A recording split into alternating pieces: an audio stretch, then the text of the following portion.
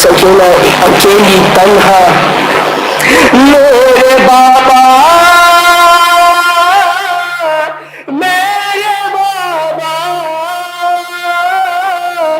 شمر مجھ کو ہے ڈراتا سوئے مقتل روکے دیتی ہے صدا میری سکینہ خاک پہ سو نہ سکی اے عزیزو تم کہاں ہو تیری زمین لٹ رہی ہے اے عزیزو تم کہاں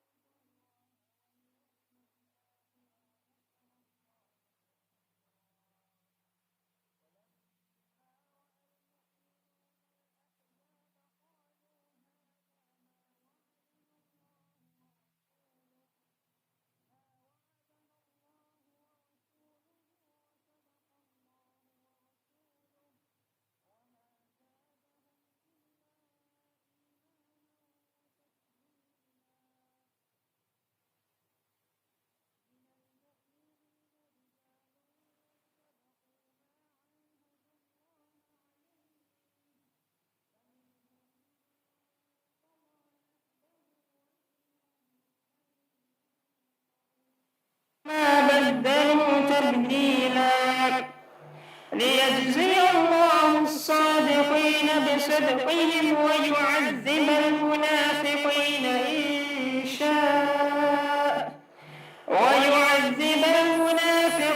إن شاء أو يتوب عليهم إن الله كان غفورا رحيما ورد الله الذين كفروا بغيظهم لم ينالوا خيرا وكفى الله المؤمنين القتال وكان الله قويا عزيزا وأنزل الذين ظاهروهم من أهل الكتاب من صياصيهم وقذف في قلوبهم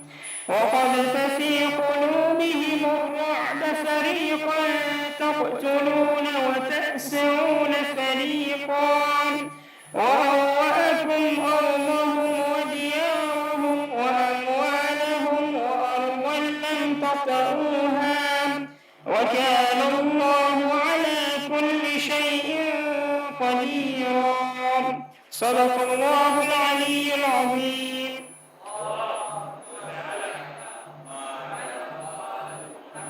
Indeed, in the Messenger of Allah, you have a good example to follow for him who hopes in Allah and the last day and remembers Allah much. And when the believers saw Al-Ahzab, they said, This is what Allah and His Messenger had promised us, and Allah and His Messenger had spoken the truth, and it only added to their faith and to their submissiveness. Among the believers are men who have been true to their covenant with Allah. Of them, some have fulfilled their obligations, and some of them are still waiting, but they have never changed in the least. That Allah may reward the men of the truth for their truth, and punish the hypocrites if He will, or accept their repentance by turning to them in mercy. Verily, Allah is oft forgiving, most merciful. And Allah drove back those who disbelieved in their rage. They gained no advantage. Allah sufficed for the believers in the fighting, and Allah is ever all strong, almighty. And those of the people of the scripture who backed them, Allah brought them down from their fort and cast terror in their hearts. A group you killed and a group you made captives. And He caused you to inherit their lands and their houses and their riches, and the land which you had not trodden, and Allah is able to do all things. It is reported that Imam Hussein alayhi salam recited verse 23 almost 70 times on the day of Ashura. Among the believers are men who are true to their covenant with Allah. Some of them have fulfilled their vow by martyrdom, and some are still awaiting, and they have not changed in the least. When the companions of Imam Hussein alayhi salam were going to the battlefield in Karbala, they would bid Imam farewell. Imam Hussein alayhi salam would recite this ayah. When the news of the martyrdom would reach him, he would recite this ayah. This verse encompasses all true believers, whether those who get martyred in the path of Allah and those who remain unchanged upon their covenant with Allah. A true believer, like the example of Imam Hussein alayhi salam and his companions, stands firmly like a mountain, steadfast in the covenant with Allah, until his or her last breath and the last drop of blood. They defend the right principles even at the cost of their blood. A poet says, and what other tragedy can be greater than of that of Imam Hussein alayhi salam when the enemies were killing him? It is narrated that Imam Hussein alayhi salam had more than 360 wounds of swords, spears and arrows on his body. The arrows were piercing his body similar to the thorns on the body of a porcupine. When Imam alayhi salam was exhausted by numerous wounds and he fell upon the ground from the horse's back, they attacked him from all sides and stabbing his pure body with swords and spears. Sinan bin Anas thrust a spear into his body, throwing him down. Shimr then dismounted from his horse and beheaded him.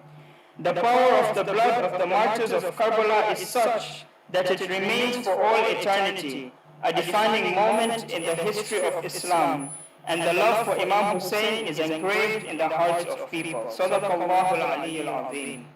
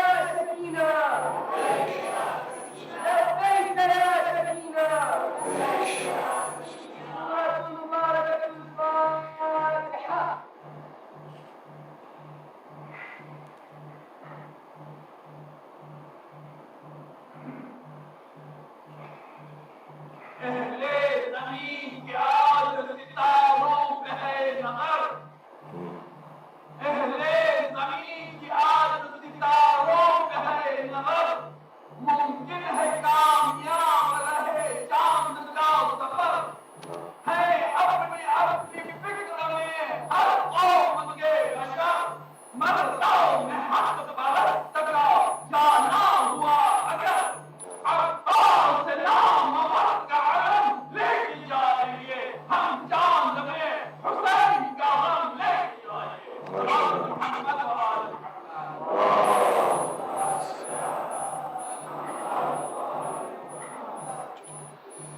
ما شاء الله. لا حول ولا قوة إلا بالله العلي العظيم. حسبنا الله ونعم الوكيل، نعم المولى ونعم النصير. ربي اشرح لي صدري ويسر لي أمري واحلل عقدة من لساني يفقهوا قولي. أعوذ بالله من الشيطان اللعين الرجيم. بسم الله الرحمن الرحيم. الحمد لله الذي جعل الحمد مفتاحا لذكره وسببا للمزيد من فضله ودليلا على آلائه وعظمته. ثم الصلاة والسلام والتحية والإكرام على النبي الأمي المكي المدني الهاشمي الذي سمي في السماوات بأحمد وفي الأرضين بأبي القاسم محمد.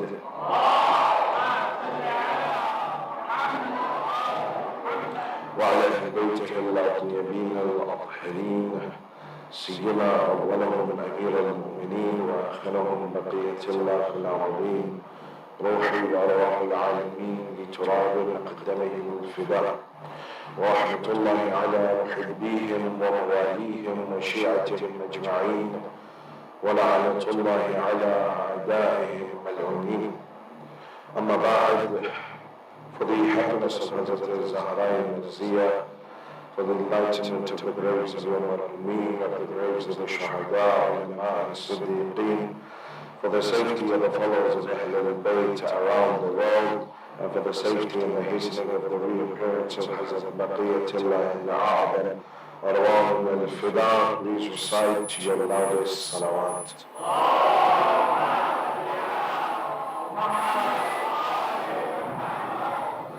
All praise is due to Allah subhanahu wa ta'ala, the one who is Rahman and the one who is Rahim. We have reached the last lecture in our series,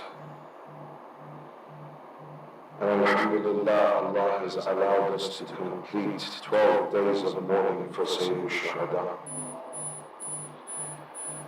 And truly it is tawfiq from Allah subhanahu wa ta'ala, and we pray that this tawfiq continues to be extended to us till the Arba'een of Sayyid al-Shuhada, and then for every year that is to come for the rest of our lives. At this juncture, I want to firstly thank all of those that have sent me kind messages, have stopped me in the street, have stopped me after the Majlis, have sent me messages on Instagram and Facebook, and those that I haven't replied to, inshallah, I'll get around and I'll reply to them as well. But truly, it's heartwarming that your kind words, your messages of support that you have given me, Allah subhanahu wa ta'ala bless you. Or those of you that have invited me home, I apologize, I can't accept everyone's invitation. Just the day is not long enough and my stomach just isn't big enough. But inshallah, one day Allah will give us tawfiq to be able to visit everyone that asks. At this juncture, again, I should apologize, or before that, I should thank all of those, especially the Tabligh committee, Bilakhas, Brother Minhal, Brother Javed, for their absolute dedication to not just myself, but all the other ulama that have come, the other Zakireen as well. Really, they are an asset to this community in a way that they did not allow even one thing to fall short. Anything that we needed, it was there within 15 minutes.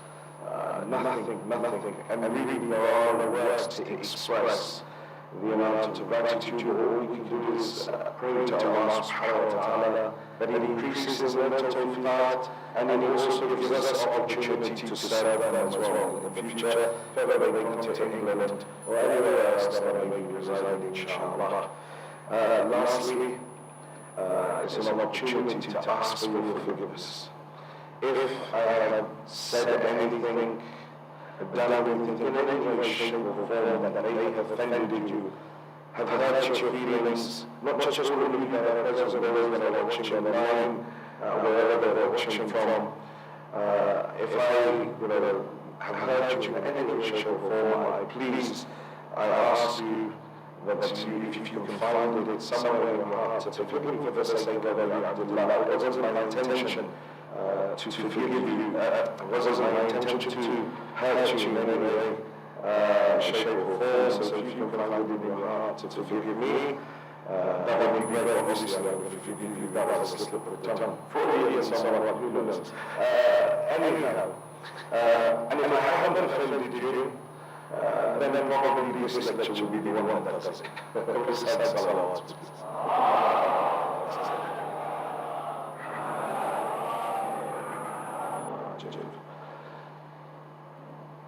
Over the last 11 nights, we have focused on different aspects of the Husseini lifestyle. We've looked at different characteristics that Sayyid al-Shuhada himself embodied. We've looked at the fear of Allah subhanahu wa ta'ala, the idea of hurriyat, freedom, how that is essential in one's growth towards or implementation of that Husseini lifestyle. Organization within our lives, how important it is. As an organization, we're very organized. But as individuals, not so much. We look at our own lives in the way that we deal with how we separate our things, it's not very organized. We look at the idea of forgiveness, to forgive others, as a way to gain the mercy of Allah, but as a way to gain proximity to Him and implement the same lifestyle. After that, we looked at istighfar and thanks, to repent to Allah subhanahu wa ta'ala for our shortcomings, if that is shortcomings in the way of sin, or shortcomings in the way of our ibadat. And then thanking Him for what it is that He has given us in our lives. Looked at wafa and loyalty. We looked at ghayra, whether that honor, that bashfulness that an individual needs to have within their life. We looked at one of the essential characteristics of the life of Allah was a belief in the akhirah. And what that belief in the akhirah do for an individual. And today, the last topic, today why on purpose left this to this day, purpose left is the tabligh of Ahlul Bayt alayhim salam. What is the method that Sayyid al-Shuhada, what is the method used in the faith? And the reason that I left it to this day is that generally within the first 10 nights to this everybody comes. Is that generally within the first 10 nights Karamat of Sayyid al-Shuhada, and that is that everyone comes, sometimes even the Muslim Sayyid al-Shuhada, and in that time they are all there. Come, when it leaves the day of Ashura, the 12th, generally our count is a lot smaller. They are all there. And so when it leaves the day of Ashura, those that still generally our count is a lot ignited within their hearts. And so only the then it becomes the role of the khasul, those that still have that, those that are the creme ignited within their hearts, to invite those. So then it becomes not only of the same level of iman as they are, that are the creme de la creme, to invite them up to that level of those, not kick them, not what the same level of iman as they are. Iman is like a ladder. To invite them up to that level of raises themselves up on this ladder. It's like a ladder. And those that are like a ladder. An individual them up, raises themselves up, not just ladder, kick them in the head. And those that are below you don't have the time. You help them up. So not just that was them in the head, but even this topic from this night don't have the tawfiq. Because many will go. So there's also the true lover this topic for this night to come and because many will go. Then it becomes the role of true lover will still to spread that love to come in the right way.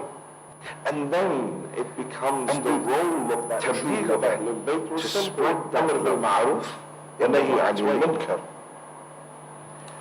And the amr bil ma'ruf of Ahlul Bayt alayhim as-salam and nahi anil munkar. Sayyid al-Shuhada himself in his letter to his brother Muhammad al-Hanafiya, he says, وَإِنَّمَا خَرَجْتُ لِطَلَبِ الْإِصْلَاحِ في أمة جدي أريد أن آمر بالمعروف وأنهى عن المنكر. I have come out in order to do amr bil ma'ruf and nahi anil munkar, to revive this sleeping community, to reawaken them to the true sunnah of the Prophet. And I'm going to do it through amr bil ma'ruf and nahi anil munkar. And this is incumbent upon everyone within every society. Anyone that has some element of knowledge, anyone that has some element of understanding that can help another person, that knows what is right and what is wrong, upon them is incumbent that they do amr bil ma'ruf and nahy anil munkar. If you see fasad within your community, within your society, you must raise a voice. Otherwise, you are culpable to that action. In the Holy Quran, we have two stories that I wish to highlight. The first of the people of Nabi Saleh. When Nabi Saleh's people asked for a miracle and the she-camel was brought to them, they felt there was an arrangement that the camel, she shall drink from the river one day, and then the next day they will gain milk from her and they can drink from the river. And so it was like this, that they were allowed. So when she drank from the river, the people of Nabi Saleh could drink from the milk of the she-camel, and that was enough for everyone to drink. But the day she wasn't, they could use the river water. And that was the arrangement that was done. Eventually that fasad begins. It's just the seed of dissent that is sown by the people of fasad. Just one thought that is placed in weak minds that allows it to grow. So they said, what is this silliness that Saleh brought a camel out from a mountain and now we are subject to the rules of this camel. We're not going to have it. So an individual goes and he kills the camel of Nabi Saleh. But here the Quran is very odd in how it describes. It says, فَعَقَرُوهَا, they killed her. But Imam Sadiq is telling his companions it was one man that killed the she-camel of Saleh. So the companions that are around say, Yabna Rasulullah, doesn't make sense. You're saying one man killed her, but the Quran is saying, فَعَقَرُوهَا, they killed her. The Imam says, yes, it was only one man that killed the she-camel of Saleh, but the rest of the community stayed quiet. So Allah says, فَعَقَرُوهَا, they were culpable in the act of killing. فَدَمْدَمَ عَلَيْهِمْ رَبَّهُمْ. And so Allah destroys and annihilates all of them. Why? Because the rest remained quiet.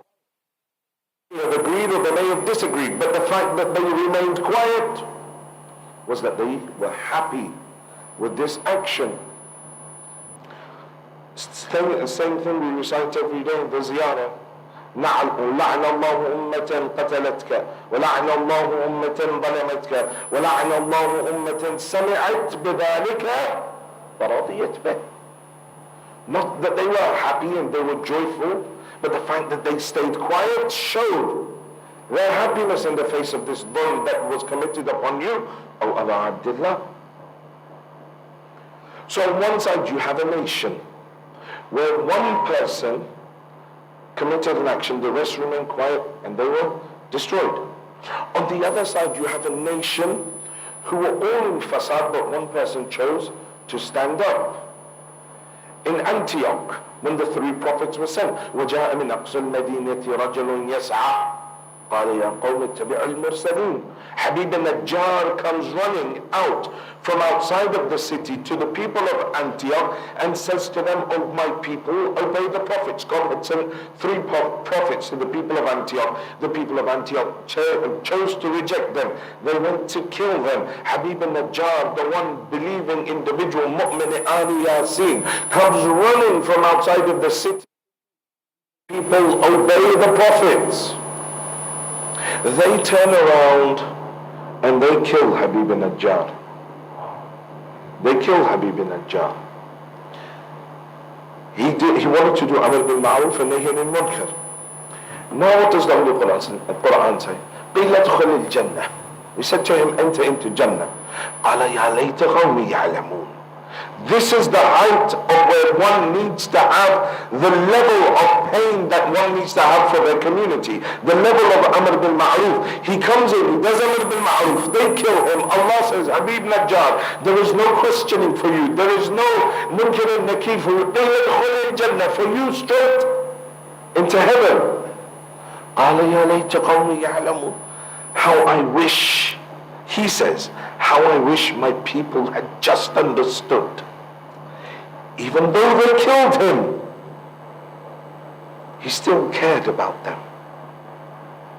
See, when it comes to Amr bil Ma'ruf and Nahy anil Munkar, if one stays quiet, is culpable in the face of the dhulm. But if one raises their voice and their community turns against them, Allah subhanahu wa ta'ala says, قِيلَ ادْخُلِ الْجَنَّةِ. And then the narration says that Habib Najjar will be raised as a whole ummah in himself. Like as a single ummah, because he raised his voice. It's very easy in our day-to-day lives when we come across certain things that are wrong within our community or within our society to stay quiet. To say, you know what, it's not my problem. Why should I rock the boat? Everyone's going to turn against me. That is not acceptable. If you see something wrong going on inside the community and you do not raise your voice, there is punishment for it. And you will be punished along with those that are committing that dhulm within that community. And remember, dhulm is not one nation blowing up another nation. Dhulm is not one person beating on another person. No, dhulm is removing something from its rightful place and putting it somewhere where it doesn't belong. For example, you come to the masjid, there are all those shoe racks that I can see at the back. But still there will be shoes on the floor in front of the door. This is dhulm. Because the place of the shoes is on the shoe rack. But I place my shoes at the door. That's dhulm. Someone has to take an extra step over my shoe. That extra step that they have taken is dhulm that I have committed on them. If someone trips over, now the dhulm increases because they've hurt themselves. So dhulm is taking something from its rightful place, placing it somewhere else. If the rightful place, for example, if the rightful duty of a community is to fulfill and embody Islamic values, and it does not, and it adheres to secular values, to promote an Islamic agenda, that's dhulm. Because it must follow the laws of Islam for it to be able to promote Islam. It's dhulm. So anyone who stays quiet in the face of dhulm, they will be answerable for that on Yawm al-Qiyamah, or they may face that adhab in this dunya. Raham, people are cutting off ties with the family members. Other family members don't want to get involved. No, I don't. It's nothing to do with me. Oh, it's everything to do with you.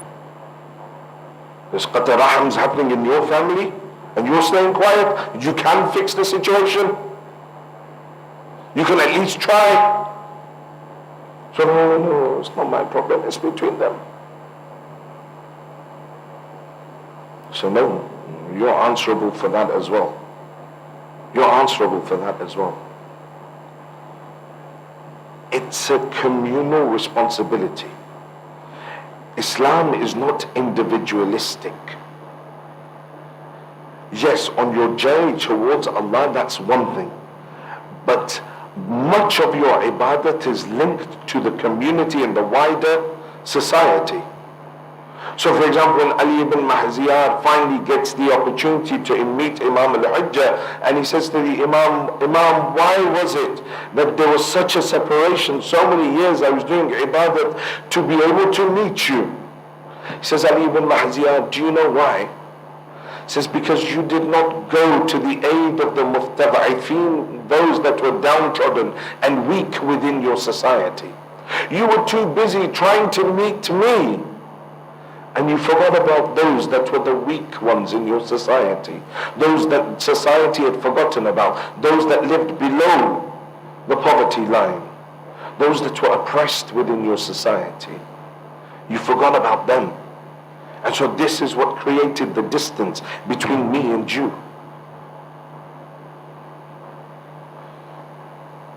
So an individual needs to understand that if my community fails and it sinks, I too will go down with it. If it succeeds and I'm still at the tail end, they'll pull me up with them in their success. So every person has a role to fulfill within the community. So what is it that are the characteristics of the tabligh of Ahl al-Bayt? You'll be happy to know I can't even raise my voice today. So inshallah, those that were too loud today, it won't be that loud, don't worry. So what are the characteristics of the tabligh of Ahl al-Bayt? I want to highlight 3 today. And then we can analyze our lives. How is it that we're doing tabligh? Do we embody those characteristics in our tabligh, in how we go out and try and invite people to the faith, or try and do amr bil ma'roof and nahy anil munkar within our own circles? The first characteristic is that their tabligh was amali. It was based on action.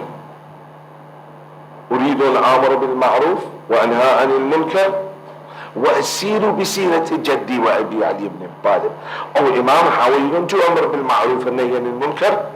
By walking the path of my father and my grandfather. If you're going to walk the walk, that is the biggest tabligh. Allah subhanahu wa ta'ala curses that nation that want to talk the talk but they're not walking the walk. In Surah Baqarah, ayah number 44, Allah subhanahu wa ta'ala, He says, أَتَأْمُرُونَ النَّاسِ بِالْبِرِّ وَتَنْسَوْنَ أَنفُسَكُمْ. What do you enjoin men to do good things? You're telling people to do good things, but you yourself neglect your own soul while you know that something is right. You have read the book. Allah subhanahu wa ta'ala, this ayah is about the Jews of Medina who had read, and many of them knew that Rasulullah was the Prophet of God and he was the one that they were awaiting. But they were telling other Muslims, they were like, yeah, what you're doing is right. And they were even going to others in their community and saying, you know what, this Muhammad, he is right. But they themselves weren't acting upon it. In the event of Mubahila, Abu Haritha, that is the head of the Christians from Najran, when he is making his way with his delegation of 40 people from Najran to meet the Holy Prophet, along the way, there's a number of things that happen, number of difficulties and trials. At the last moment, when they're some 10, 20 kilometers from Medina, the horse of Abu Haritha, or his camel, it throws him off and it falls on top of him. Abu Haritha is injured. Abu Haritha's brother comes to him and says, Abu Haritha, what are we doing all this for? You know, all this way to this Muhammad and all of that, you know, we don't even know if he's right. Abu Haritha says, listen, come here. Let me tell you something. Says, he fulfills all the criteria of the Prophet. And he is the Prophet of God. There is no doubt in my mind. So his brother says to him, Abu Haritha, then why don't you come out and declare it? He says, do you know how much money we receive from the Christians of Medina and the surrounding areas of Medina? Were I to declare myself a Muslim and a follower of Muhammad, we would lose all this money. So this ayah of the Quran is talking about those individuals that know something is wrong, but they still go and do it. I know interest is haram, but I'm still going to look for a high interest bank account to store my funds in. I know interest is equal to committing zina with my mother in the Kaaba. 1 dirham of interest is equivalent to committing zina with your mother next to the Kaaba, not just in the Kaaba, but in that portion that is known as heaven on earth. But yet still, I know this. But I'll still go and try and find the highest interest bank account to put my savings inside.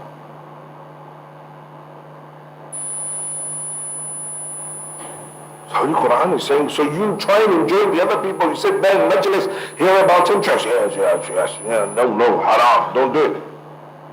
But still on the side, smacking it into high interest bank accounts. So the Quran says that أَفَلَا تَعْقِلُونَ, the ayah ends like this. Have you no sense? You know what is true, but you choose to reject it. When the Holy Prophet goes on Mi'raj, and there are a number of different things that he sees, a number of different adabs of the barzakh that he sees. It says one group of people who are having their lips cut off with scissors made of fire. And the Holy Prophet asks Jibreel, who are these people? And he says, these were those that used to call people to good. Well, in our position, we sit on the manabir and we tell people, come and do this, that's haram, don't do this. But we ourselves go and commit that haram. It says those that had knowledge told people not to do something, but still went and to those places. I sit here and tell you, don't go to a place that serves alcohol. Or I tell you to go inside a bar or a pub is haram. But then you find me inside a pub or a club. Says the adab for you is waiting in the barzakh.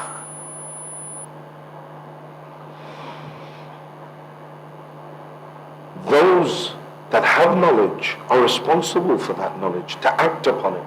Those that are in positions of authority are responsible for the masses. So for example, in an Islamic organization, those that have been invested with authority over the people through different positions, they are now culpable for the iman of the people, in the sense of that you are now have been given custody of an Islamic institution. The role of that Islamic institution is to maintain the iman of the masses. And so you must facilitate the development of the iman. But if I'm not doing something, or I'm doing something dodgy, or I, in the name of that organization, I'm committing some sort of haram or some sort of injustice, you can imagine what the adab is. Because now it's just not an individualistic problem, but rather I've done it at a community level. You know, the idea within different organizations, I love nepotism. It's not about what you know, it's about who you know. You want things done? Don't worry, I know the guy and I'll get it done. Just give him a little bit on the side. I know it's wrong, but I'll still do it because of my hubb ad-dunya. I know it's wrong. If I'm not living the Husseini lifestyle, but I claim to be Husseini, I'll be answerable for that. I know that the role of a parent is to instill good teachings within my child, a good lifestyle, a good Islamic lifestyle, because I claim to be Muslim and my child claims to be Muslim. But what I'll do is, instead of taking that responsibility of a parent upon myself to spend every moment to try and nurture that child, I'll hand it over to the maid. You raise my child. You're like, yeah, but Fidda, Baba Fidda was Hafiz Quran, she only spoke Quran. Where is the comparison? One of the rights of the children is that you raise them right. Have children, hand them over to someone else to raise. Now I'm like, I don't know why my child became atheist. I don't know why my child doesn't listen to me anymore. I don't know why my child doesn't want to come masjid. Somewhere along the line, something went wrong. I'm not saying that that's a wrong, but one has a responsibility to their children. If you want to have children, learn to raise them. It's responsibility. No, it's just someone else's problem. I can afford to make it someone else's problem. That's a problem in itself. It's a problem in itself. And so when I'm not instilling, nurturing, with every mouthful of food that I give them, I'm saying, Ya Ali, Bismillah. How am I going to instill that love of Ali Muhammad within them? Naturally it's going to happen. You hear the stories of the opposite way. That the Bani al-Abbas, their children, had secret people that were Shia, in secret, that were teaching their children and instilling the love of Ali Muhammad, because they were doing the same thing. They were like, I can't be bothered to raise this child. Here you go, you mentor my child. And so that's what the Shia are, and we sit there and we say, wow, that makes sense. But we do the opposite. I don't look for a religious mentor, I just hand it over to someone else to raise my child. Or if I'm not handing over to anyone else, I'm making sure that this child knows there's a huge contradiction in my actions. When they see me inside the masjid, mashallah. When they see me at home, Fir'aun. In the masjid, no one better than this person. So mutadayyin. At home, Fir'aun. Rule with an iron fist. That's how I need to sort these kids out. No, not really. Because I think that that's the way. But no, it's not. It's through action. Through action. The tabligh of Ali Muhammad was amali. Sayyid al-Shuhada wa asiru bi sirati jaddi. I'm walking on the path of my grandfather. So everyone knows that this is the right way. I want my children to go and learn how to recite Quran, and they recite beautifully, and they come and they recite in front of everyone. I feel happy, but they come home and see dad's never picked up the Quran. So subconsciously I'm telling them, when you get big, when you become an adult, then you leave the Quran. Quran is for children. Because I'm not saying it with my mouth. My actions are saying it to them. My actions are saying it to them. I tell them, listen, you go to Majlis, you have to sit there, you have to listen to what Maulana is saying. And then they're coming home and your daddy's doing the total opposite to what Maulana was saying. He was saying, don't do ghibah. He's like, that guy. He looked at me funny. His face is like this. Do you know what he used to do? Now he's sitting there all religious. I know what his pastor's like. Looking thing. So the first important stage of tabligh, if you want to save your nation, you want to save your family, because this tabligh, the Holy Quran says, Ku anfusakum wa ahlikum nara. Save yourself and your family from the fire of hell. Forget about everyone else for now. First save yourself and save your family from the fire of hell. Have pain for your nation, but just start at home. Instead of going outwards. And that's the most difficult jihad, to try and fix one's own family. Even the prophets of God struggled with that particular nut. That nut was a difficult one to crack, to reform one's own family. So there's another hadith. There's كُلُوا دُعَاةَ النَّاسِ بِأَعْمَالِكُمْ. So it's call people towards the action, towards the way of your Lord. Invite them through your actions. وَلَا تَكُونُوا دُعَاةً بِالْأَلْسِنَتِكُمْ. Don't try and invite them and rectify them through your words. Do it through your actions. And Sayyidul Shuhada embodied that. These 10, 11 days that we've been here, we're talking about this and we're crying about it.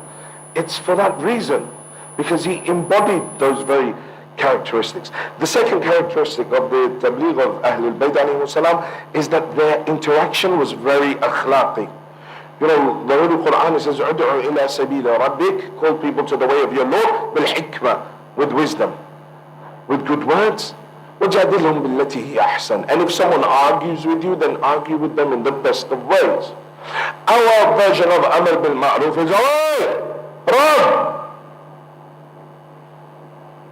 Rabb, it's just haram, hell. Hey, don't do that. Hey, don't sit there." Our version, Amr bil Ma'ruf.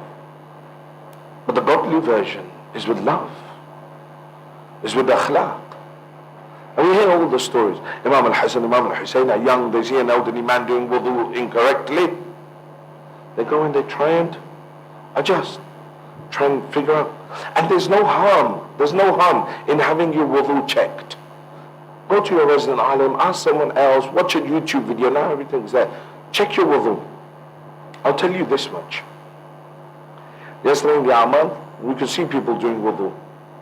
And there was a lot of wrong wudu there. A lot of wrong wudu. Lots of up and down on the arms, lots of up and down on the masha. Many mubtalati wudu. So go and check it. If you're doing batil wudu, then what's the point of the namaz if your wudu itself is batil? Go find someone, try it. Look, everything's on YouTube now. Try and learn it. The interaction must be akhlaqi. And it must come from the purity of your heart. The pure heart influences the hearts. We have hadith that says the pure heart influences the heart. If you're trying to change someone and you have the problem yourself, it's not going to change them. You need to remove it from yourself.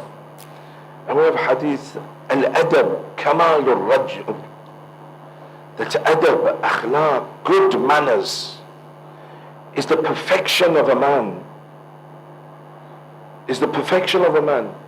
How I meet people, how I talk to people, the adab that I have. This is all what is required in my akhlaq. That Shami comes to Imam al-Hasan, starts swearing at him, and Imam al-Hasan alayhi salam says, "Seems like you're not from around here. Do you need somewhere to stay? Do you need something to eat? Do you need a ride? Do you need some clothes?" Actually, what's even better is if you would honor me by coming to my home as my guest, so that I can take care of you better. He begins to cry and says, surely Allah knows the best place to place his risalat and the best house that shall carry on his risalat. And he comes and he stays with the Imam for as many days as he's in Medina. It's that akhlaqi interaction. Imam Hussein alayhi salam on the way to Karbala, he meets with all these people, Ubaydullah ibn Ja'fi, Abdullah ibn Umar, people who are against Amirul Mu'mineen, people who stood against Amirul Mu'mineen in Siffin, people who are not of the Shia madhab. But look at the interactions. He says, I Hussein, I'm offering you the shifa of my grandfather, Yawm al-Qiyamah, come and join me. These are your enemies, Yabna Rasulillah. He says, no, Amr bil Ma'ruf and Nahy anil Munkar, even with our enemies, and with the best of akhlaq. The third characteristic of the tabligh of Ahl al-Bayt alayhim salam is that they used different techniques. It wasn't a one size fits all. There was different techniques that were utilized by different members. The hadith is, إِنَّ الْمُؤْمِنِ يُجَاهِدُ بِنَفْسِهِ وَسَيْفِهِ وَلِسَانِهِ. The mu'min strives in the way of Allah subhanahu wa ta'ala with his self, with his nafs, with his tongue, with the sword. There's three levels that an individual, and not everyone is capable of wielding all three. But everyone must be on this struggle with themselves. Imam al-Sajjad used dua. Sayyid al-Shuhada ultimately was with the sword, his Amr bil Ma'ruf. Imam al-Hasan's Amr bil Ma'ruf was through a peace treaty. Sayyid al-Zainab's was through Azadari and her speeches. Then move away from Ahl al-Bayt. You have people like Da'ib al-Khada'i and Farazdaq, whose tabligh was through poetry. So there's not one size that fits all, and it requires hikmah. The ayah, going back, the first point, Shaykh Mutahari says hikmah changes from society to society, from generation to generation. What works for you will not work for your children. You must learn to adapt. You must learn to develop in order that you may save your future generations. As we said, that spirituality is fluid. Your spiritual self is fluid. Your heaven and hell is being created and destroyed simultaneous to your actions and your thoughts. Thus, we must learn to flow with our tabligh as well. The traditional majalis may work for some people. That must remain. Seminars. But some people don't even need a masjid. In order to attract them, they can't be brought to a masjid because of the negativity that they associate to the masjid for whatever reason. So now it becomes, I don't sit here now and be like, oh well, if they don't want to come to the masjid, then to hell with them. No, my role is now to try and find a method of tabligh to try and attract them. Even if it's outside of the masjid for some time, then I eventually bring them round to the masjid. So there's different ways, different styles, using logic. Right now many people are using a flawed logic. Like, I'm Muslim, but I don't want to pray. I'm Muslim, but I don't want to observe hijab. And then we get into this nitty-gritty, oh, hijab is oppressive, hijab is this. No, why is hijab there? People are like, what's the philosophy of hijab? What's the philosophy of worship? Why do I have to worship? And the simple answer is, because God said. It's fine if you don't like it. Plenty of other clubs out there doing that. You want to be in this team, then he says, that's wajib, that's wajib, that's wajib, stay away from that, that's haram. But if we want to go one step further, then we start, okay, look, you believe in God? Yes, I believe in God. You believe He created you? Yes. You believe, and many people, when you follow this, yes, you believe He loved you, and He loves you. Yes. You believe that because He loves you, He will never do wrong by you. Yes. You believe that He is the one that sent down the Sharia. He is the one that sent down the Holy Quran. And the Sharia is contained within that. Correct? All this time, I believe in God. I believe all of these things. Well, then that God that will never do anything wrong by you, that God that loves you more than 100 mothers, that God that created you, because He had, even though He had no need to create you, but He created you out of love for you. Now that God is saying, look, I want you to achieve the best that you can be. And the best that you can be is, oh son of Adam, if you get close to me, I will tell you to say to something, be, and it will become. If you want to be the best of the best, then I too maybe one day shall say for you, إِنِّي مَا خَلَقْتُ سَمَاءً مَبْنِيًّا وَلَا أَرْضًا مَدْحِيًّا وَلَا قَمَرًا مُنِيرًا. That in your love I create another world, because I love you more than anything. If you want to achieve that, then my beloved creature, there are these wajibat that you must observe so that I can allow you to excel. so that I can allow you to fly beyond what the angels are even capable of doing. Many of our inhirafat that have started within our community are because of a lack of understanding of Tawheed. People will come and they will come at a very low, superficial level where they'll start with, oh, it's oppression, oh, you don't have to pray, it's what's in your heart that matters, blah, blah, blah, blah, blah. But at the same time, the fallacy of their logic is at the same time they're saying, oh yeah, but the Quran is the book of Allah. No, we can't deny the Quran, I'm not a kafir. Right?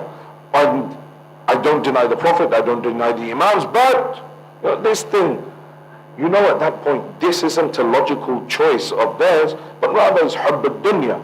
But a person must learn to be able to analyze, and to be able to analyze it logically and break down the fallacies in the logic of these individuals. And for that, one needs to study Tawheed.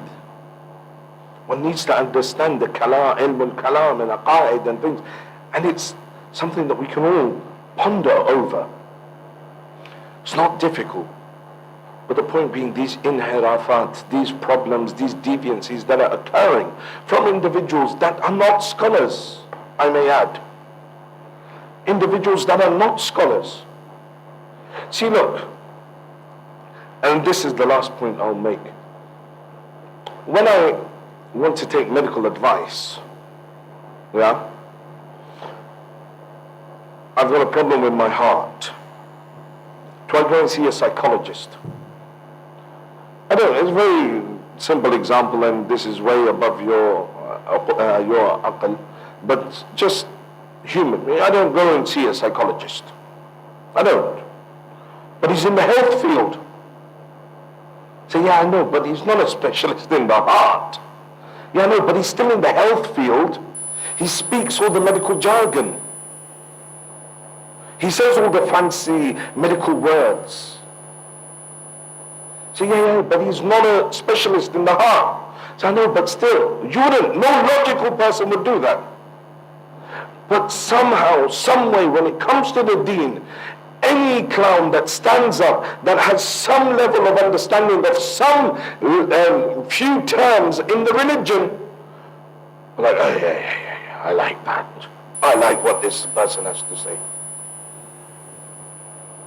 Leaving all the ulama that have studied 10 and 20, 30 years of their life to try and understand something holistically, you're going after the psychologist that understands a few medical terms. And that's what the majority of these inhirafat, deviancies occur. Obviously, alhamdulillah, it's not here within this community. But other communities, when you look out, you'll see this. And you'll see the fallacy in the logic. If you truly are the seeker of true knowledge, because al-hikmatu dhalat al-mu'min, فَخُذِ الْحِكْمَ وَلَوْ مِنْ أَهْلِ النِّفَاقِ. That hikmah is the lost treasure of the believer. Go and seek it. It is your right. Go and gain it. Even if you must go to the hypocrites, you must go and gain that knowledge. Amir al-Mu'mineen says this. So go and gain it. It's your treasure. Go and gain that knowledge. But go to the ahl of that knowledge, those that are worthy of giving you that knowledge. You won't go and try and learn degree level psychology from an A-level student or one that's doing IB. You make sure you go to a professor because you want a degree in it. So why do we sell ourselves short with going to those that are just simple students like myself, when ulama are there for us to learn from? In order to do tabligh, we must raise our own game as well. Over these nights, we've looked at all these different characteristics of the Husseini lifestyle, so that we may come closer to the Imam, to Abu Abdullah, but also to the Imam of our time, who awaits us. We're not awaiting him, he's awaiting us. For us to be ready. For us to be ready. And when we are ready, he will reappear. It's as simple as that. All all that we have discussed, all that we have talked about, all the issues that we have highlighted up to this end, He's not far away. إِنَّهُمْ يَرَوْنَهُ بَعِيدًا وَنَرَاهُ قَرِيبًا. For us, He's always there. You know, someone asked me, what are the signs of the reappearance of the Imam? Are they all coming in? These people taking over this government? These... So no, for us it doesn't matter. إِنَّهُمْ يَرَوْنَهُ بَعِيدًا. For them it's far. وَنَرَاهُ قَرِيبًا. We wake up every day saying, is He here yet? And Karbala gives us that strength to renew that relationship with our Imam. Karbala gives us that strength. Karbala is the spring of the believer. Because through what Abi Abdullah gave,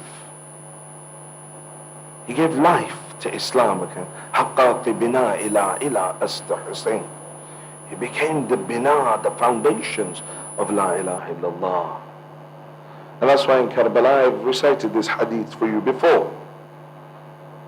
Once again to remind you, those of you that will soon go on ziyarat of Imam.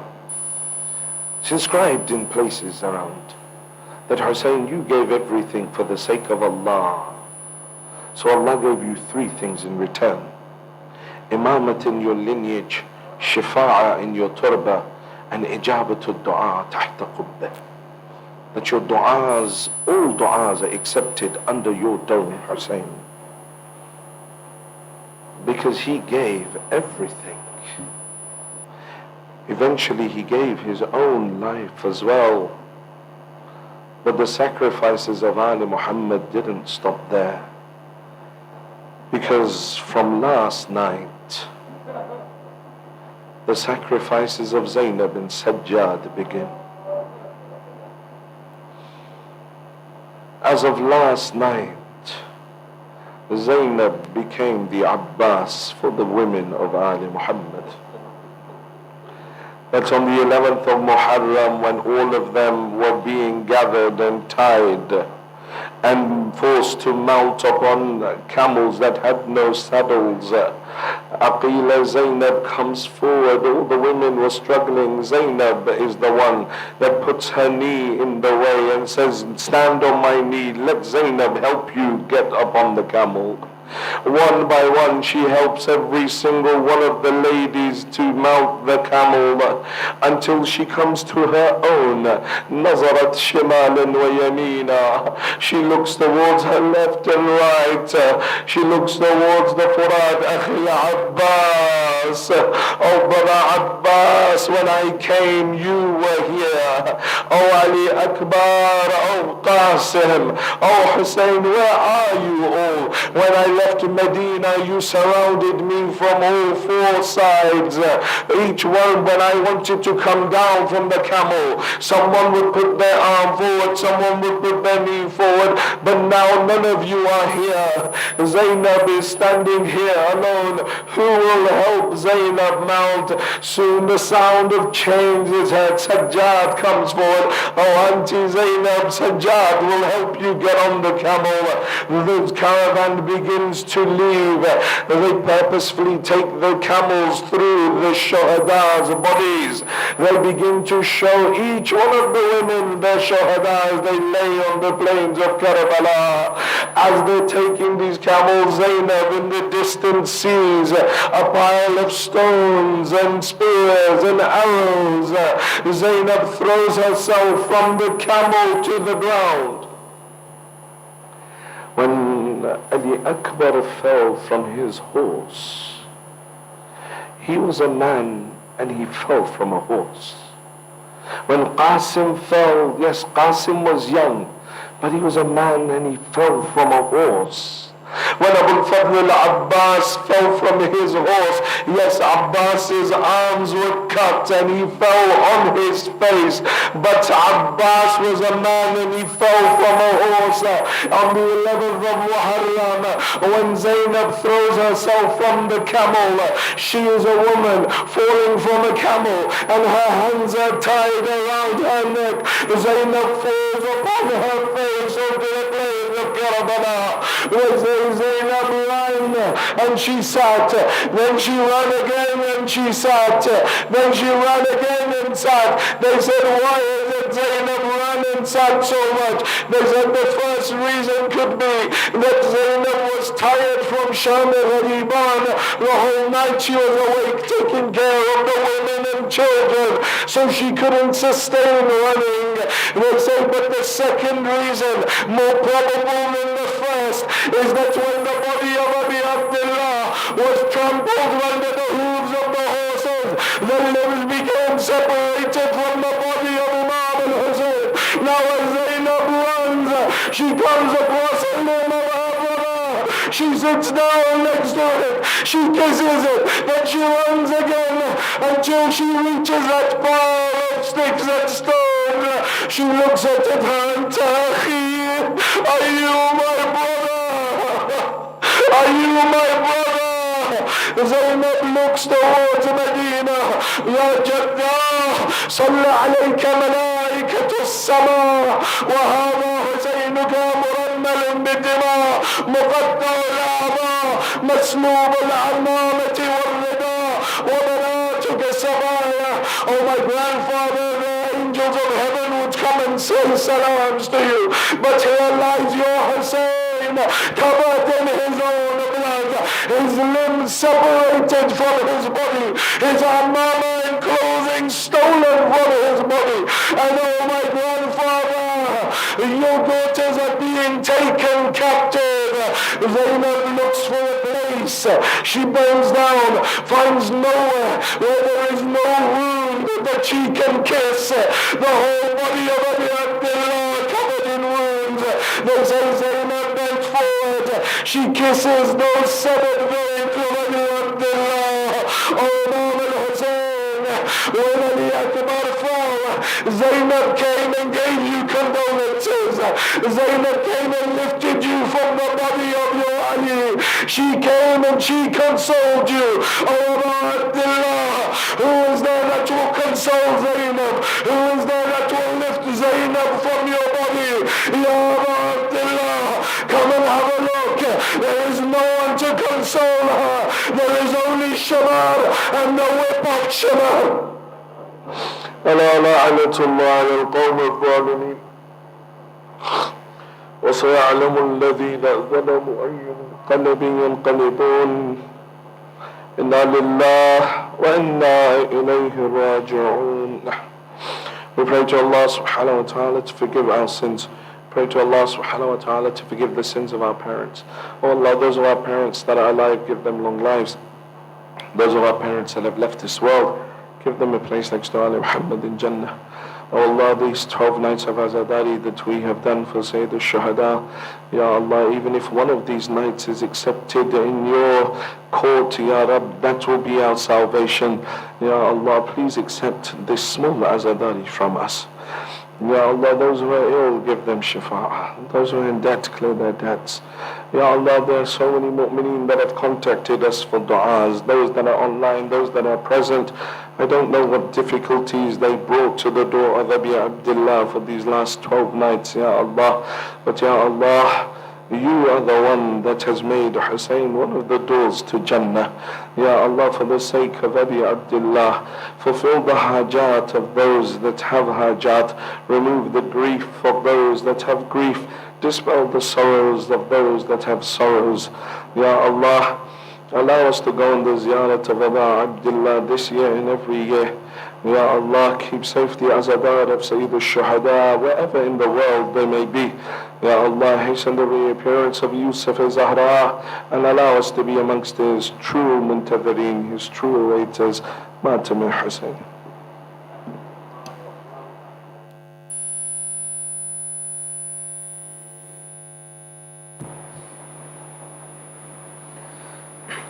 उस वक्त जब के ज़ैनब दरबार में गई थी, कारी नमाजियों से महफिल सजी हुई थी। जालिम ये पूछता था, गाजी तेरा कहाँ है? بالوں سے منہ چھپائے زینب یہ کہہ رہی تھی میرے بابا جان ہو رہی ہے اذان سر چھپا ہو کہاں میرے بابا جان ہو رہی سر چھپا ہو کہاں مجمع عام میں بے وطن بے امان آ گیا کاروان میرے بابا جان ہو رہی ہے اذان چھپا کہاں میں بھی ہوں مرضیہ بنت خیر النساء میرے لہجے میں ہے بابا تیری ادا نام زینب میرا تو نے جو رکھ دیا دے دی اپنی زبان میرے بابا جان ہو رہی ہے اذان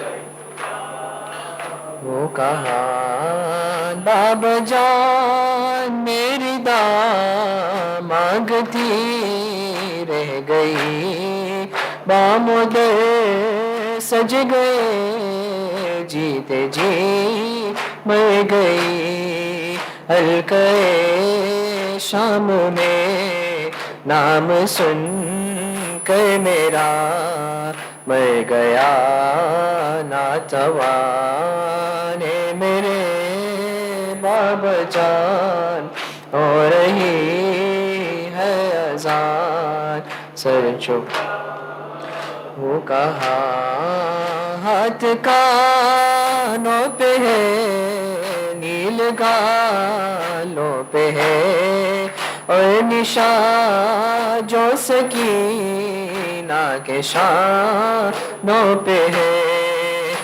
نشان سے یہی آ رہی ہے صدا بابا جان میرے بابا جان ہو رہی ہے اذان سر چھپا وہ کہا شام عاشور سے شام کو فاتلک میں نے مانگا نہیں ہے خراج فدک میری چادر سے ہے میری ماں کا سکون سن لے ظالم جہاں اے میرے بابا جان ہو رہی ہے اذان سر چھپا ہو بابا جان یہ تیرا آخری تھا بیان تیری چادر بچائے گا غازی جوان مر گیا باوفا چھن گئی ہے ردا کہتی ہے بی بیا اے میرے بابا جان ہو رہی ہے اذان وہ کہا کل تھی ماج میں بیہودے بار میں مثل زہرا کھری ہوں میں ابھی یار میں اس طرف ہے شکی اس طرف رہ گئی بے پدے بیٹیاں اے میرے بابا جان ہو رہی ہے اذان سر چھپا ہوں کہاں، رخ نہ پایا میرے باوفا کا وہ سر نوکے نیزہ سے آنے لگا خاک پہ بہن کو در بدر دیکھ کے ننگے سے نہ پایا جوان میرے باب جان ہو رہی ہے۔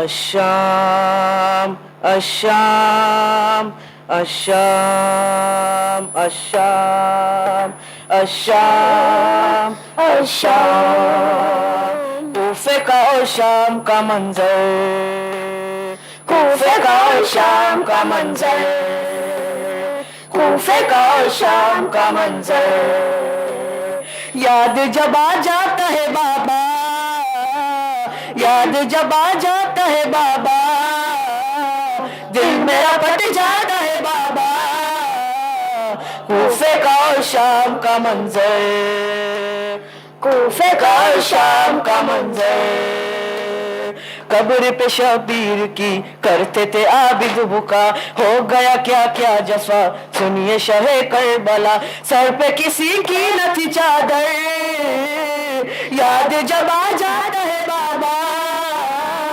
دل میرا پھٹ جاتا ہے بابا، کوفے کا اور شام کا منظر، کوفے کا اور شام کا منظر، ایک رسن میں بڑے چھوٹے بڑوں کے گلے، بڑی سر درباری سا بستر لائے گئے، کھوتوں سے بڑی سادی تھے پتھر، یاد جب آ جاتا ہے بابا، دل میرا پٹ جاتا ہے بابا، کوفے کا اور شام کا منظر، کوفے کا اور شام کا منظر، شوق سے ہرگز نہ تھا بابا میرا سر جھکا، ہاتھ کری اور بیر کا کوئی مجھے غم نہ تھا، دیکھا نہیں جاتا تھا منظر، یاد جب آ جاتا ہے بابا، دل میرا پٹ جاتا ہے بابا، کوفے کا اور شام کا منظر،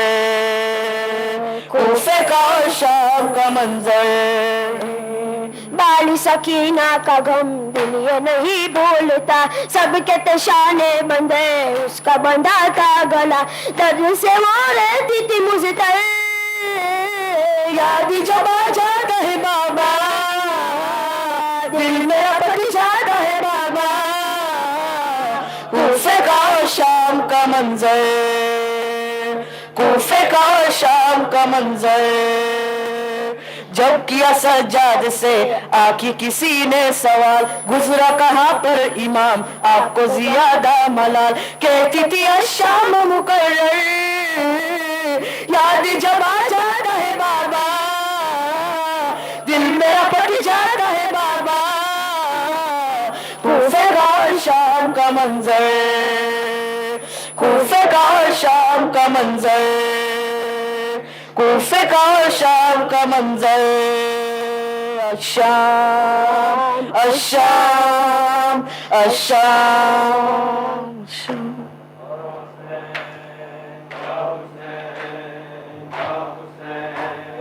یا حسین یا حسین یا حسین یا حسین یا حسین، ماشاء اللہ، یا حسین یا حسین، ہے زینب ہے شام، ہے زینب ہے شام، ہے زینب ہے شام، ہے زینب ہے شام، ہے زینب ہے شام، ہے زینب ہے شام، علامہ علامہ علامہ علامہ علامہ علامہ علامہ علامہ علامہ علامہ علامہ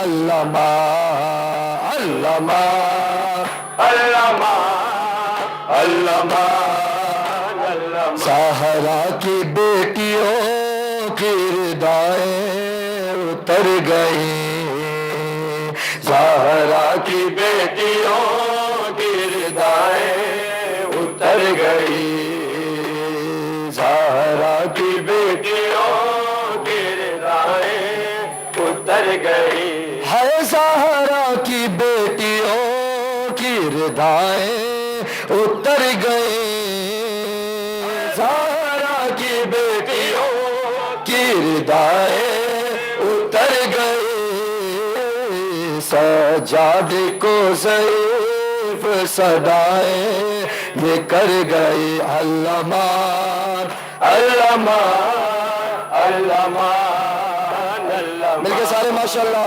علامہ علامہ علامہ علامہ زہرا کی بیٹیوں کی ردائیں اجرکم اللہ سارے ماتم کریں ماشاءاللہ زہرا کی بیٹیوں کی ردائیں اتر گئی ہے لاشوں کو رسیوں میں جکڑ کر لیے پھرو لاشوں کو رسیوں میں جکڑ کر لیے پھرو سیدانیاں تو گھر سے نکلتے مر گئی علامہ حسین علامہ علامہ علامہ علامہ علامہ علامہ علامہ زہرا کی بیٹیوں ماشاءاللہ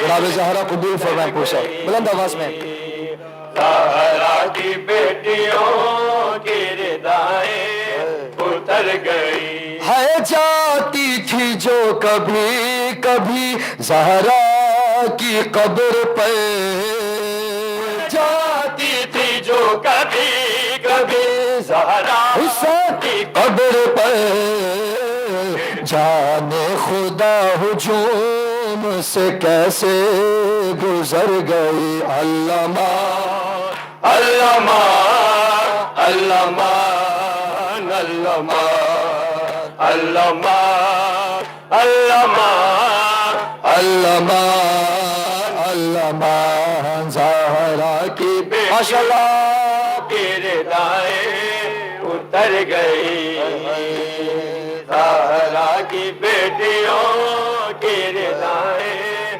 اتر گئی ہے گھوڑوں سے گر کے راہ میں بچے جو مر گئے ہے گھوڑوں سے گر کے راہ میں بچے جو مر گئے بچوں کی لاش دیکھ کے مائیں بھی مر گئی علامہ علامہ علامہ علامہ علامہ علامہ علامہ علامہ زہرا کی بیٹیوں یہ ماشاءاللہ سینوں پہ ہاتھ مار کے ہے زہرا کی بیٹیوں کی ردائیں اتر گئی ہے رملہ یہ پوچھتی تھی سکینہ سے قید میں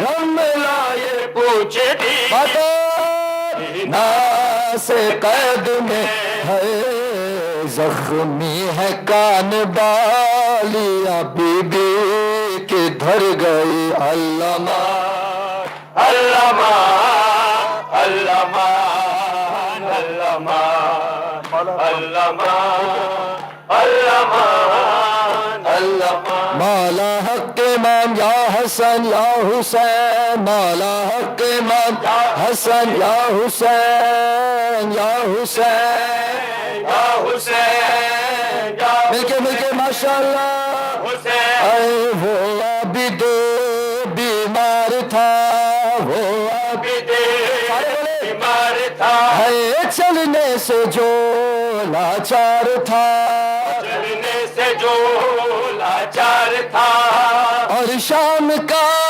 بازار تھا اور شام کا بازار تھا اور مصطفیٰ کی بیٹیاں مولا حق امام یا حسن یا حسین مولا حق امام یا حسن یا حسین یا حسین حسین یا حسین شبیر کی وہ لاڈلی شبیر کی بلند آواز میں لاڈلی ہے سینے پہ جو شاہ کے پلی سینے پہ جو چاہتے پلی ہے جس کی ابا بن میں جلی جس کی ابا بن میں چلی منہ پر تماچوں کے نشان مولا حسین حسین یا حسین مولا امام یا حسن یا حسین یا حسین آخر تک ماشاءاللہ یا حسین شام غریب آ گئی شام غریب آ گئی ہے عابد کو غیرت کھا گئی عابد کو غیر ماشاءاللہ دکھا گئی عابد کو غیرت کھا گئی عابد کو غیر دکھا گئی ہے پہرے پہ زینب آ گئی پہرے پہ زینب آ گئی پہرے پہ زینب آ گئی پہرے پہ زینب آ گئی عباس اکبر کہا مولا امام یا حسن یا حسین مولا امام یا حسن یا حسین یا حسین یا حسین حال غم سنائیں گے جب امام آئیں گے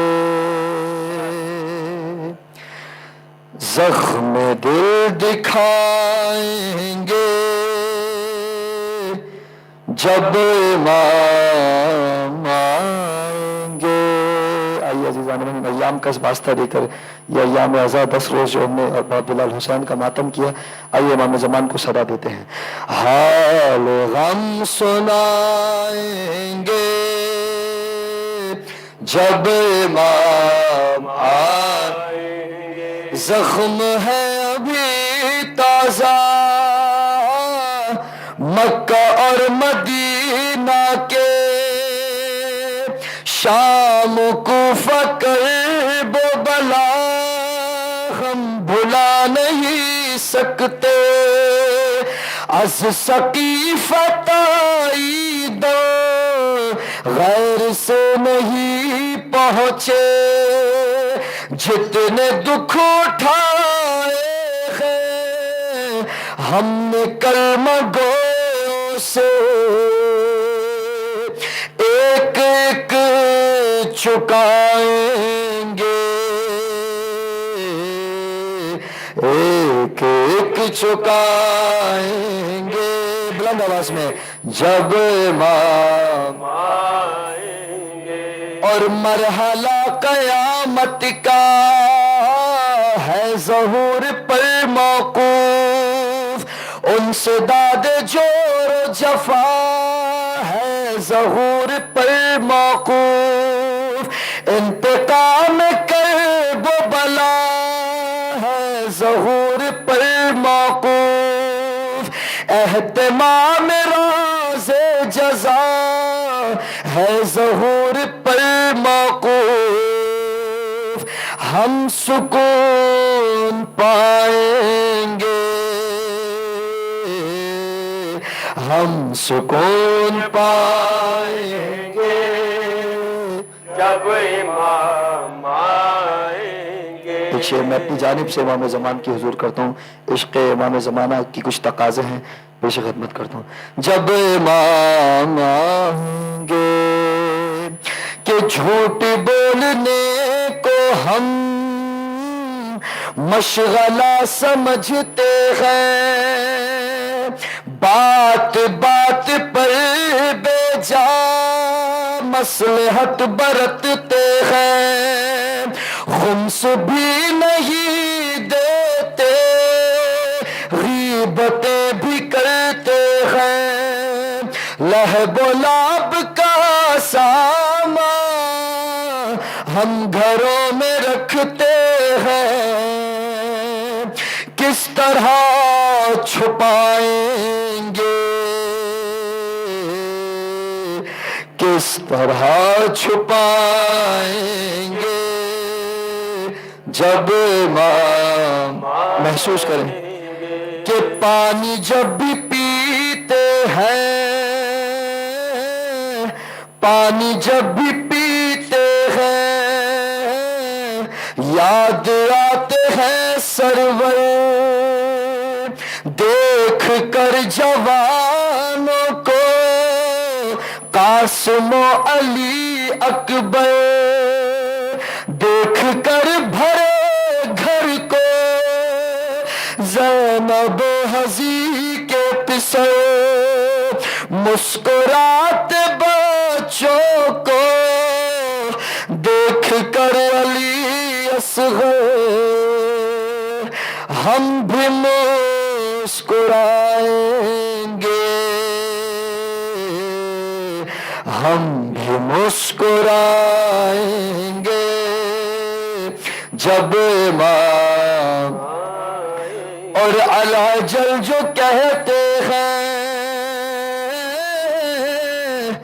العجل جو کہتے ہیں، آ گئے تو کیا ہوگا، کیا ہے اپنی تیاری پیش ہم کریں گے کیا، سبت جعفر اپنا تو کل یہی ہے سرمایہ، حمد و نعت و سوز و سلام اور منقبت نوحہ ہم یہی سنائیں گے، ہم یہی سنائیں گے، جب امام کی ظہور میں تعجیل کے لیے بلند آواز میں ہم یہی سنائیں گے، جب امام آئیں، برائے بلندی درجات کل شہداء اسلام، شہداء ملت جعفریہ، شہید استاد سبت جعفر زیدی و برائے تعجیل ظہور امام زمان بصدائے بلند صلوات۔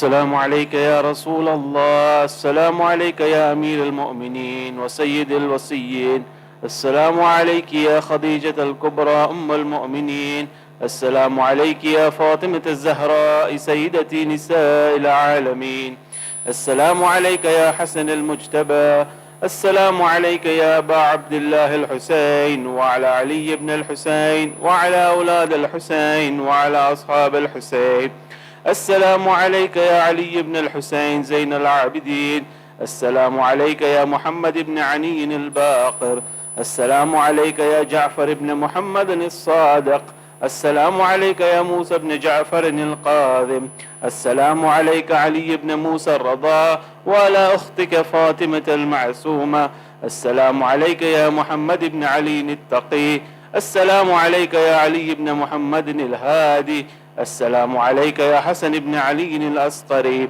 السلام عليك يا حجة الله يا ابن الحسن، يا مولانا يا صاحب الزمان، السلام عليك يا خليفة الرحمن، السلام عليك يا شريك القرآن، السلام عليك يا كعبة الإيمان، السلام عليك يا إمامي وإمام الإنس والجان، عجل الله تعالى فرجك وسهل الله تعالى مخرجك وظهورك، السلام عليكم يا أهل بيت النبوة جميعا ورحمة الله وبركاته.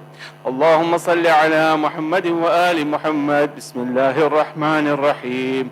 اللهم كن لوليك الحجة ابن الحسن صلواتك عليه وعلى آبائه في هذه الساعة وفي كل ساعة وليا وحافظا وقاعدا وناصرا ودليلا وعينا حتى تسقنه أرضك توعا وتمتعه فيها طويلا برحمتك يا أرحم الراحمين.